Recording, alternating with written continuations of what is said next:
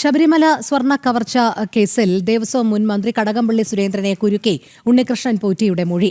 കടകംപള്ളിയുമായി അടുത്ത ബന്ധമെന്നാണ് പോറ്റിയുടെ വെളിപ്പെടുത്തൽ. കടകംപള്ളി 2 തവണ പോറ്റിയുടെ വീട്ടിൽ വന്നിട്ടുണ്ട്. 2017 മുതൽ കടകംപള്ളിയുമായി അടുത്ത സൗഹൃദമുണ്ടെന്നും പോറ്റി SITക്ക് മൊഴി നൽകി. ഉണ്ണികൃഷ്ണൻ പോറ്റിയുടെ വീട്ടിൽ പോയിട്ടുണ്ടെന്നും എന്നാൽ ഉപഹാരങ്ങളൊന്നും വാങ്ങിയിട്ടില്ലെന്നുമായിരുന്നു കടകംപള്ളിയുടെ പ്രതികരണം.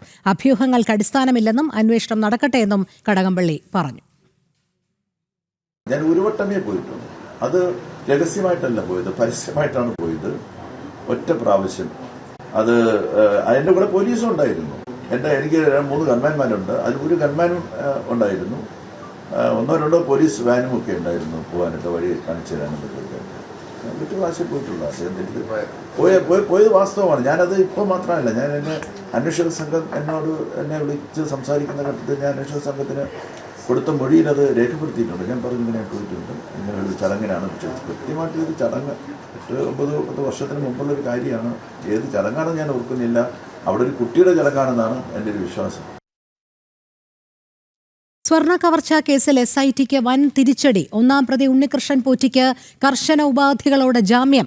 ദ്വാരപാലക കേസിലാണ് ജാമ്യം. കൊല്ലം വിജിലൻസ് കോടതിയാണ് സ്വർണ്ണ കവർച്ചയിൽ ആദ്യ ജാമ്യം അനുവദിച്ചത്. കുറ്റപത്രം സമർപ്പിക്കാത്തതാണ് പോറ്റിയുടെ ജാമ്യത്തിലേക്ക് വഴിവെച്ചതെന്ന് ജാമ്യ ഉത്തരവിൽ പറയുന്നു.